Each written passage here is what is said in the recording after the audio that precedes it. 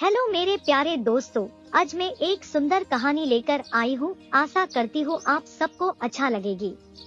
चलिए शुरू करते हैं। एक बार अवध राज्य में रमन नाम के एक बुद्धिमान और दयालु राजा शासन करते थे।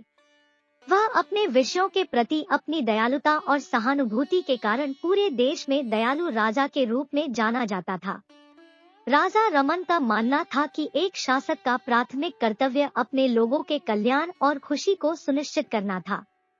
उन्होंने अपनी जरूरतों को समझने, उनकी समस्याओं को सुनने और उनकी पीड़ा को कम करने के तरीके खोजने के लिए अपने दिन समर्पित किए।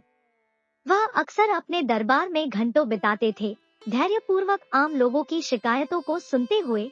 यह एक किसान है जो एक असफल फसल से जूझ रहा है या एक गरीब विधवा को पूरा करने के लिए संघर्ष कर रहा है। एक दिन राज्य में एक गंभीर सूखा आया, जिससे किसानों में व्यापक निराशा और हताशा पैदा हुई। फसलें मुरझा गईं और लोगों को भुखमरी की गंभीर वास्तविकता का सामना करना पड़ा। राजा रमन के दिल पर स्थिति भारी थी और उन्होंने उनकी दुर्दशा का हल खोजने का संकल्प लिया।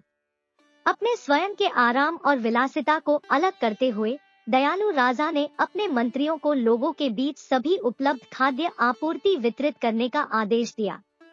उन्होंने घोषणा की कि उनके राज्य में किसी को भी उनकी सामाजिक स्थिति की परवाह किए बिना भूखा नहीं रहना चाहिए।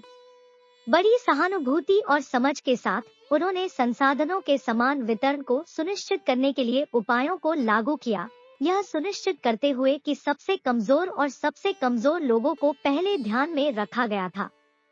इसके अलावा राजा रमन ने भविष्य के सूखे के प्रभाव को कम करने के लिए राज्य भर में नहरों और कुओं के निर्माण का आदेश दिया। उन्होंने लोगों को रोजगार प्रदान किया, जिससे उन्हें इन जल संरक्षण परियोजनाओं पर काम करते हुए आजीविका कमाने की अनुमति मिली। राजा के कार्यों ने न केवल तत्काल राहत प्रदान की, बल्कि राज्य में दीर्घकालिक समृद्धि और लचीलापन का मार्ग भी प्रशस्त किया। दयालु राजा का परोपकार उसके राज्य की सीमाओं से परे बढ़ा। वह पड़ोसी राज्यों के साथ अपने निष्पक्ष व्यवहार और शांतिपूर्ण संबंधों को बढ़ावा देने के लिए प्रसिद्ध था। युद्धों या संघर्षों में उलझने के बजाय उन्होंने कूटनीति और आपसी समझ पर जोर दिया, ऐसे प्रस्तावों की मांग की जो इसमें शामिल सभी पक्षों को लाभान्वित करें। एक दयालु शासक के रूप में राजा रमन की प्रतिष्ठा दूर दूर तक फैल गई। दूर की भूमि के लोग अक्सर अपने वकील और ज्ञान की तलाश में यात्रा करते थे। वह अपने ज्ञान को साझा करेगा, मार्गदर्शन प्रदान करेगा और उन्हें दया, न्याय और सहानुभूति के मूल्यों को सिखाएगा।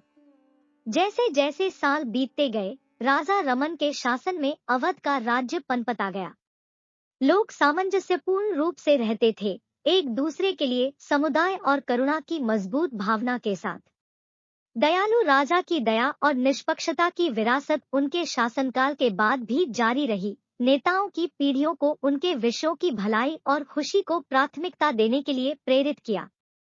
और इसलिए दयालु राजा की कहानी एक अनुस्मारक के रूप में कार्य करती है कि सच्चा नेतृत्व दूसरों के साथ सहानुभूति रखने की क्षमता में निहित है, अपनी जरूरतों को खुद के सामने रखने के लिए और एक ऐसा समाज बनाना जहां करुणा और न्याय हो। इस तरह सुंदर सुंदर कहानी सुनने के लिए हमारा साथ जुड़े रहिए। Thank you.